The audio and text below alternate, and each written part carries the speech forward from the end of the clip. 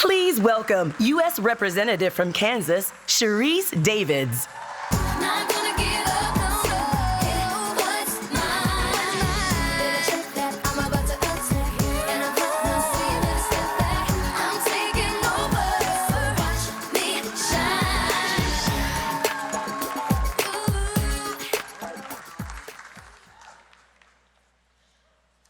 Hi, everyone. It's so fun to be here. I can't tell you how great it is to be back here with Emily's List. And thank you, Jessica, for your inspirational words. I was back there like punching the air, just I'm pumped. And to Emily's List, Jessica, the whole team, for everything you're doing to support women who are running for office. Thank you, thank you, thank you. And then I also want to, I know a couple of people have said this, but I just want to say thank you to all the servers and the bartenders and all the staff who helped make all this happen. So the first time I spoke at this event, I had just been elected in 2018 in that wave alongside so many incredible women from all kinds of backgrounds. We had teachers and veterans and organizers and moms, first-time candidates, people who had been told in one way or another that leadership and politics wasn't for them. And I can tell you that I knew that feeling personally. I ran for Congress without really knowing what it takes to win a race. Or really much of anything, is what it feels like. I was in a 6-way primary, and then I turned around in August. I won my primary in August. I turned around to take on a 4-term Republican incumbent in a very competitive general election. And I can tell you that Emily's List stepped up and stepped in at a critical moment in my race. I would not be here if it were not for Emily's List.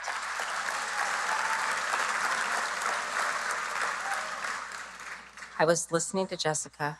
That support from Emily's List wasn't just financial, but that really matters. The Emily's List support was also hands-on. They helped me figure out, now apologies to everyone who had to deal with it, but they helped me figure out call time. They helped me figure out how to professionalize my team, how to build the kind of campaign infrastructure that you actually need to win. And I will never forget this. Stephanie Shriak, who's here tonight.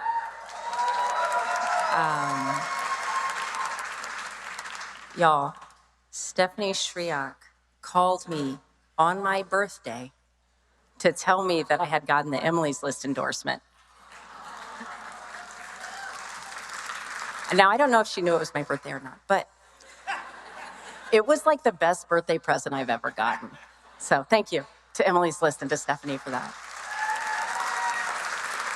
And, you know, the support from Emily's List made such a difference. It was a real difference. And it wasn't just for me in that moment, but for what came next. Because that 2018 class was one of the most diverse freshman classes in history. In every sense of the word. More women, more perspectives, more lived experiences that continue to shape decisions. And it made the US House feel a little more like the country that we're representing. And I can't tell you how proud I was that Kansas got to be a part of all of that.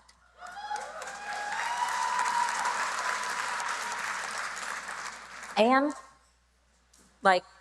just staying grounded and keeping it real about why that moment happened.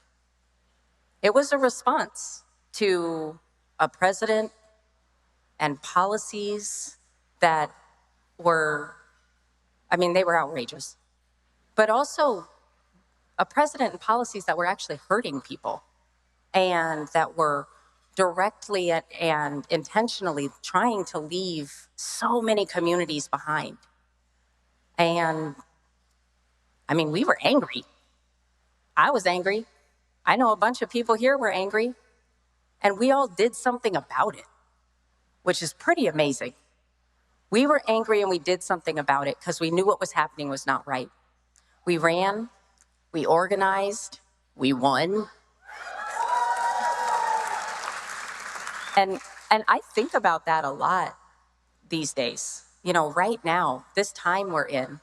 Because when I'm back at home in Kansas and I'm talking to people, there's a similar frustration that exists that people are feeling. It's the grocery receipt that's higher than it was last month. Shoot, than last week. The utility bill that suddenly costs 3 times as much. It's rural hospitals that are closing in places like Kansas, and now the closest doctor is literally hours away. And people, I mean, the number of people that are doing everything right, the way we're told you're supposed to do, go to work, raise your family, one foot in front of the next, and people are still falling behind.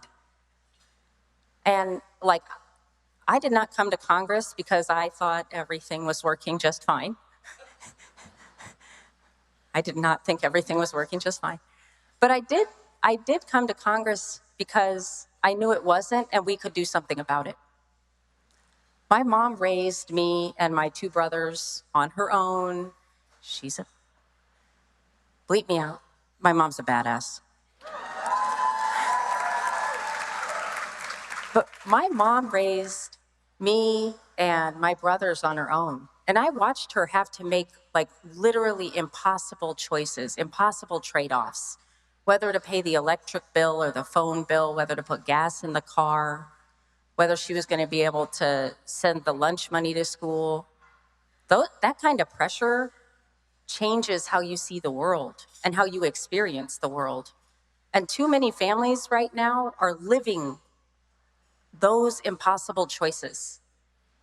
And one of the reasons I'm so excited to be here and hear all of these amazing speakers tonight is because I've seen what happens when the people who are left out of the conversation, intentionally and unintentionally, when the people who have been making those impossible choices are not going to take it anymore. We're not going to wait for somebody else to try to change things. I've seen what happens when people say, I'm going to do something about this. I've seen what happens when voters make their voices clear. And I'm just going to keep bragging on Kansas. In 2022, Kansas was the first state to protect the right to abortion following the fall of Roe. And it was decisive.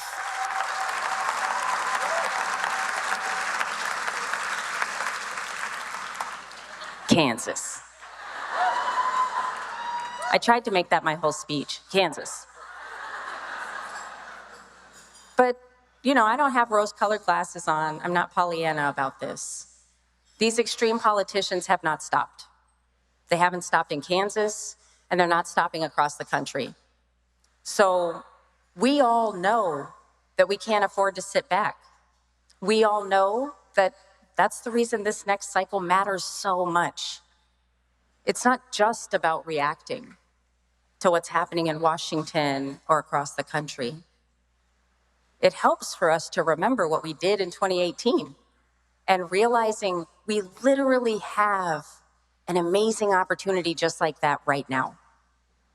With the people who were on the stage earlier, with the candidates that are in the room now, we have the opportunity to continue to recruit and support women who are going to run in tough races, who are going to flip seats, and who are actually going to change what the government looks like and who the government is working for, because they know the reality. And I cannot tell you how important all of you guys are to this, because I believe this very simply, that no matter how hard things feel right now, and they feel hard and overwhelming and infuriating, but no matter how hard they are, we're going to get through this. We are going to get through this moment. We're going to get through this election. We know it's not going to be easy. Nothing about this next 6 months is going to be easy. But no one in this room is the type who's going to wait for things to fix themselves. Every single person in this room is the type of person that says, I see something, and I see something, say something. I see something, and I'm going to do something about it. Every single person in this room is that type of person. And every single person in this room knows that we have the opportunity to right now to decide what comes next. And we get to start building that and continue building that right now. Because what happens on the other side of this moment is being written right now. We're deciding that with every decision that we make every single day. And the question of whether we shape the future or someone else does, that answer is pretty simple. It's going to be this group of people that are shaping the future of this country.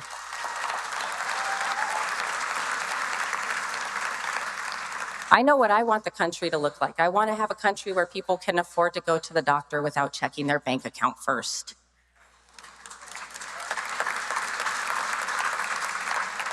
I want to live in a country where reproductive rights are not up for debate every single election cycle.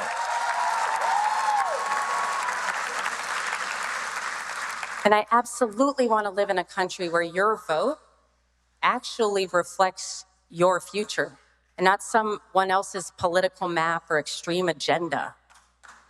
Because that's your right. That's your voice. That's your vote. And this is your country. We all get to decide what this is going to look like together. And I have seen over and over what a nice view it can be when we're electing women and when women are leading. Those conversations are more honest.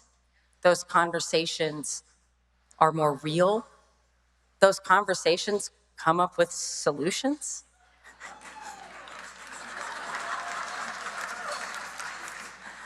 Shocking.